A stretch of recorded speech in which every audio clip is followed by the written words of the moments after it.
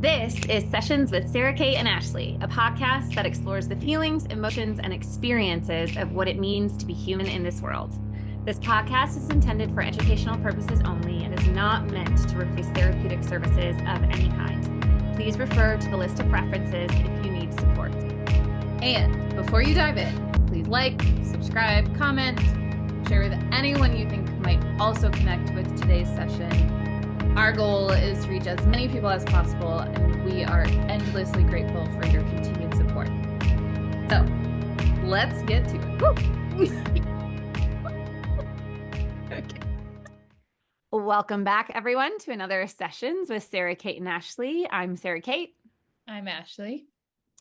And today, Ashley is going to talk and introduce to us a delightful little topic, something to savor and sit with in your own world. Ashley, what are we talking about today? Oh, man. We're talking about effective communication in relationships. And doesn't that sound splendid? Splendid. Maybe you're one of those people out there who has zero conflict in your relationship. Yeah. And you effectively communicate through every single experience. Yes. And you know what? Congratulations. Yes. We are happy for you. Yes. And If a not, little curious. we do have some questions. However, you are one of the probably, I would say, majority. Yeah. Who might find it difficult sometimes to communicate and navigate conflict in relationships. Yeah. So, and it's not always even conflict, right? We were talking before the show about being able to communicate vulnerabilities, being able, and how this came about ultimately is like, we are such proponents for, doing the work, as they say, getting to know our own nervous system, working with our own nervous system, and like learning and understanding ourselves, right? So that we can show up better in relationship with whoever that is, whatever kind of relationship that is. And the other piece of this is we are often going to heal some of the deepest wounds in relationship with others. And so this work is not all meant to be done on our own. And in fact, it can't be done on our own. And so it's really interesting to watch people navigate these situations. And for myself personally, it's really hard for me to communicate effectively when I'm feeling vulnerable. And for many reasons, which I know I have heard my clients say similarly, they feel like they're not, like it's too much, or maybe you've been told that it's too much, or that you're dramatic, or that it doesn't really matter, or that it's just like somebody doesn't have time to quote deal with that. And so we start to just keep ourselves small, right? We try to stay the quote, like laid back, nothing bothers me kind of person, instead of actually speaking how we're feeling, what we want, what we need, if something is bothering us, or maybe just we're just feeling a type of way and it has nothing to do with that other person. We want to share it. And so we're going to chat about some strategies. Obviously, this is a short bi-weekly podcast. There is no way that we are going to be able to communicate with you all of the effective communication strategies that there are. And so take what resonates and leave what doesn't. And hopefully, right, it just, as always, it's an invitation to kind of do a little inventory within yourself of where do I feel like I can really effectively communicate, and where would I like to see some opportunities for because it'll make you feel better, Yeah. Well, and I kind of think if we think about effective communication or like conflict management or whatever, like kind of bringing it all into this soup pot of ways to be in healthy relationship and ways to be really love each other well, and care for each other well. When we kind of distill it down, it is just, if you're in, a monogamous relationship, let's say, like, it is two people trying to understand one another, and Mm-hmm. it is two people coming from completely different lived experiences, right? Like, no matter, I have so many clients who always say, I just wish my partner could read my mind. I just wish they could understand what I was feeling, because I think they're, like we talked about in the last podcast, if we were never able to be appropriately feel the things that we felt or the emotions that we felt, it's sometimes even hard for us to name and acknowledge what is happening in a moment. And so there would be this relief, right? If our partner could just recognize and understand what was hurting us or what was going on in our head. Um, and the issue with that, though, is that you're not then still having to understand yourself, Yeah. right? I think we get into relationships sometime where we think that people see us when they really can't, and because they did not live, they do not live in your body with your nervous system, and they do not have the history that you had, regardless of how similar you might be, Yeah. you know? Mm-hmm. Okay, so like let's say that I am having a difficult time expressing some vulnerabilities, right? Yeah. Um, so Sarah Kate and I, when we were talking before this started, we were talking about some of these things and some of the things that have really helped me. And I kind of want to take this in like, okay, how can you help yourself, right? But on the flip side of that, like, how can you help your partner or Yeah. whoever you're in relationship with, right? Because I think when we think of building trust, we can build more trust, yes, by asking or like saying the things that we want to say and then like seeing how the other person responds and knowing if we're safe or not, right? But I think that to be a better friend, to be a better partner, parent, kid, whatever it is, we can help build trust within the relationship by offering the support first, right? And what I mean by that is if there is a vulnerability that somebody is trying to share, like how are we responding to that? Mhm. We trying to dismiss and fix and just help them just not really have to, like Sarah Kate said, like know yourself and know your body and what it feels like to have those emotions living in your body, Mhm. because that might feel really good in the moment, but it doesn't help them on their path. And we are coming from, again, regardless of what relationship it is, we're coming from very different experiences. And so being able to support the others in our life, I think is a very important thing. Yeah.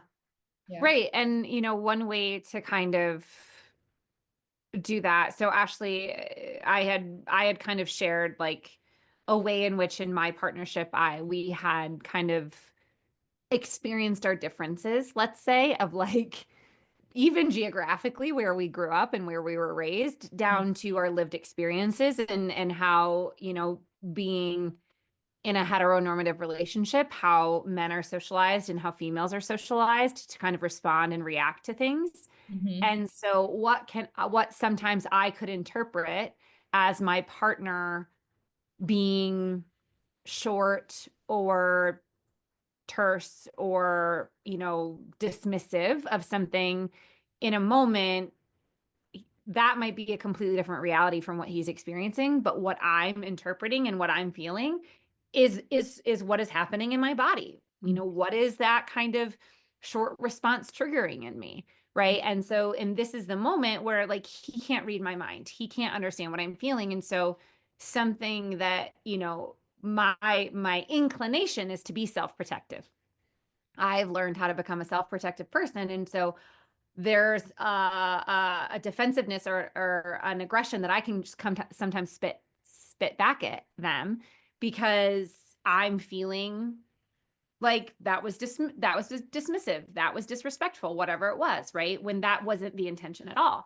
And so a way that, we have learned to effectively communicate through that is for me to be able to share with my partner that didn't feel good, or I didn't like the way that they spoke to me in that moment. This can work with friends too, right? This is not just romantic relationship specific, but you can say, so we came up with a phrase to, in fact, kind of help me name what was going on for me, which is me sharing my vulnerability to some degree of saying, hey, that didn't feel good. That felt dismissive. That felt disrespectful, but without me saying in a way that's going to cause him to get defensive. Right. And so I want to help share with him how that in a moment something feels to me, to help him also then recognize and acknowledge and maybe shift his behavior just a little bit. Because again, I'm not saying he's doing anything wrong. I'm not blaming him. That is not the point. And I think so often when we are in conflict or when we are not communicating effectively, it's so easy for us to say, you're doing this and that makes me feel this way, right? Which feels like blame. And that is when people's defenses immediately come up and they want to defend their actions and their behavior. I mean, how many times have you gotten an apology where they're like, that wasn't my intention? Right? Like that is a reality. And so when I can learn, oof, that didn't feel good. I didn't feel seen. I didn't feel respected. When I can feel that pang in my body, it's my responsibility in that moment to then say this phrase that what we use is, I can't feel your heart in that. Right. Which then signals to him, Sarah's interpreting this in a way that I'm not meaning. So let me say it differently. Right. And again, not saying his intention was bad and not saying that he maybe spoke quickly, right? And without thinking about it too much. That's just a cue to him to say, hey, how can I say this differently to her in a way that won't feel dismissive or in a way that doesn't feel like I'm not paying attention or disrespectful. And that, but that first action though is Sarah acknowledging and recognizing in her body what I felt, because it has not come out pretty like that. It has not come out effectively at certain junctures. Because I get really reactive. I get really defensive because immediately I go into self-protective mode of like, you will not, right? And that is not at all what is coming from him. Yeah, totally. And so it's really an important piece of this is to effectively communicate is for you to first know what is happening for you, what you are feeling in your body and what is being triggered. How did you get to the point where you guys got that saying out through some really ineffective communication? Yeah. So that's what I want to, where I got really angry. To highlight, right? Yeah. This isn't going to be perfect in the beginning. And I think that's, it comes out through the mess. Yes, exactly. And it's like, and then it's not that then the first time you say it, you're just, okay, you come to this solution and this is the phrase you're going to use. And then like magically you're comfortable, right? No. That takes practice. And there are going to be times where Sara Cate feels like, okay, that was so easy to say. There's probably going to be times where Sara Cate's like, ooh, I got to say it. And I don't want to. Right. Because that's the vulnerability. Right. That's me exposing myself, being like, hey, I just got my feelings hurt. And who wants to be like, as this person in the world who's learned to be armored, I don't want people to know that they're hurting my feelings. I don't want to give people that power, right? That is still something I'm working on is building trust with being open with and like showing my cards. Yeah. Right. That like, wow, that didn't feel good. Because then that for me is like, oh, now you have some power. Now you can use that against me. Now you know what hurts my feelings. Right. So it's okay to want to be self-protective. Yeah. But that isn't going to help you be supported in partnership or you be supported in relationship. If you aren't being able to build that dynamic where the communication becomes effective around, okay, this is how you can care for me well, and this is how I can care for you well. Yeah. So as we were also talking, right? Because I think that this is something that can happen often is I do this. I'm like, well, I'm just going to fix myself, right? Like I'm going to I'll do all the work and then it will be totally better. And so that situation pops up and I find a pause because I know that they're not the intention isn't what I'm Not malicious. feeling, right? But I take all of the responsibility on myself and I pause and then I just like I give it a moment and then I like let it pass, right? Which is helpful to Sure. a certain extent, right? Yeah, Because that's you being self-responsible. right, and I'm understanding that like, hey, this person didn't what I'm feeling is not their intention and they don't Mm. they're just who knows what it was. They're just talking really fast or they got excited. I don't know. Whatever it is. But that still keeps me from being able to communicate my needs and what's Mm. happening within my body. And ultimately, when we're in relationship with others, there's a mutual sharing, right? There's a mutual connection, there's a mutual um response to the conflict. And so one example of being supportive, right, that I experienced that was uncomfortable because I had Mm. to Receive. confront this thing that I do within myself, Yeah. is this other person then said, "Hey, like I see that you're pausing, but I need you to teach me how to communicate to you." And that brought up a lot of things within me, honestly, because I was like, well, I'm not worthy of that. Lynn, my first reaction was like, well, but I got to do this on my own, right? Like, this Mm. is a problem with me because I'm responding a certain way to what you're saying to me. So that's on me, right? When there's a mutual connection that can happen about the situation, which then you get to the point where you can say, like, okay, so in those moments, what's the phrase, right? Or Mm. what's the cue that you two are going Yeah. to have with each other to like take a pause together? Yeah. Because there's the building of a deeper foundation, right? It is not just, yes, we all have our own work to do. We all come in with our own trauma. We all come in with our own triggers. And the healing that happens together is hopefully Yeah. super fulfilling for that partnership that you're in, whatever the relationship is. Mhm. Yeah. Well, and what you're speaking about in that too, right, is this sense of like what this can pull up for us too, though, is like, especially if you've not been given permission to feel what you feel, it can make you feel like you're the problem. But Mhm. that keeps you in isolation. That keeps you in solitude, right? And Ashley was lucky enough to have this person name this and kind of come towards her in that, and which is beautiful. And it doesn't always work that way, right? And so like this is another example of a moment where just because Ashley feels something that maybe isn't the reality of what's happening in the situation, it doesn't mean it isn't real in her body.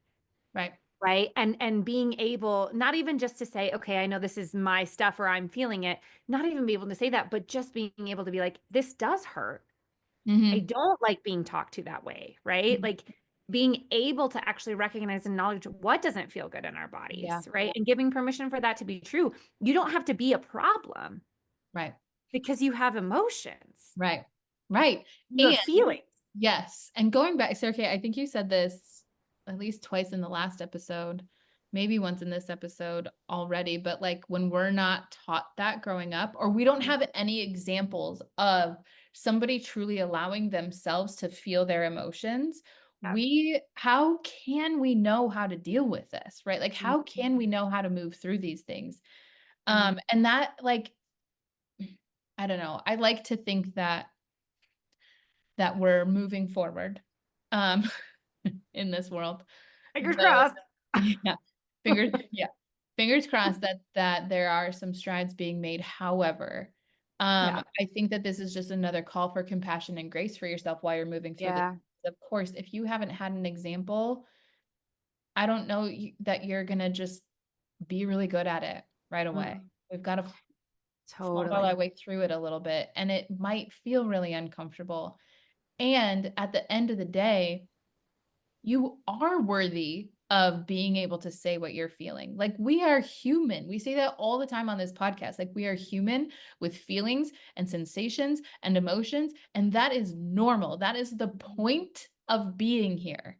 And Mhm. if we just allow ourselves to be a little bit curious about Mm, how we can cultivate a better relationship with ourselves, right? yeah, Then in relationship, I think that that's where like the most beautiful connections can be built. totally. Well, and like how, in this person offering Ashley like that cue of like, let me know what to do differently, right? Is Mhm. also them being able to recognize to some degree that that was hurtful, right? And that what that is what we didn't have maybe when we were younger, which is somebody just recognizing, not personalizing it, not being like, oh God, I hurt her and so now I have to fix this, right? Or I don't want her to feel that way, so let me shut it down. That's not how you're feeling, right? That's how gaslighting starts. It's because Mhm. somebody else can't handle that you have an emotional experience about something, Right, or especially one that they don't want you to have. So right. like that they can't tolerate. So like them being able to say, wow, I can see that that's causing you some experience, I want to know what that is also then us getting that acknowledgement, like, yeah, you're feeling something like you're actually feeling something real, Mhm. and you're feeling something that gets to be acknowledged, because I'm not going to take, and I'm, same with my partner, he cannot take on what that emotional experience in my body is. Right. He cannot fix it. In fact, Mhm. he can recognize and honor it, and I can be like, oh, okay, that is valid, and it doesn't mean that you're trying to do that to me, right? But like, I'm not negating that emotion, not dismissing that emotion that you feel, Yeah. right? And like, and if we can effectively communicate that, we can actually learn and ultimately help our nervous system start to shift with when we are in healthy relationship, and being mindful of like, recognize maybe, and this is hard, but recognizing maybe where that we aren't in healthy relationships, where we Right. aren't in friendships where people are willing to recognize and not personalize our emotional experience, Mhm. where we aren't in relationships where people aren't trying to fix us, Mhm. where we aren't in relationships where we're allowed to feel what we need to feel and we can talk through it, like it's hard to kind of sometimes admit that or notice that, because then we might have to change some things. But at the end of the day, right, like, this is, to Ashley's point, we're human here. And the whole point of this human experience is to really feel and sense all of it, Yeah. right? The good and the bad. Right. And we just need to also have safe people around us sometimes Right. to be able to do that. Right. And on the flip side of what you just said, right? Like that, where are we trying to fix others? Mm-hmm.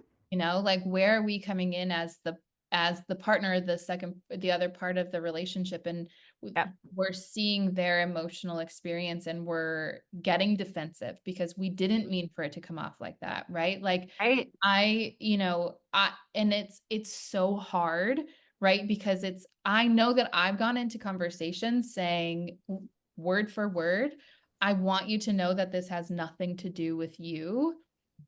This has everything to do with me and how I'm feeling, and that person on the other side of it Yeah. has completely hijacked that situation for me, and it has been about them. And so those are the things, again, it's not that is a place where we have to look and say like, okay, is this relationship something that's ultimately supportive, right? Mm-hmm. Or do some changes need to be made? But we can always become a better friend to ourselves, and we can always become a better friend and partner to others also, and Yeah. that's what we're talking about today, really. Mm-hmm. It is. And so, so when we say communicating effectively, it isn't even actually like about what is or how it's being communicated. It's us being able to recognize what we maybe need to communicate, like in Mm, ourselves first.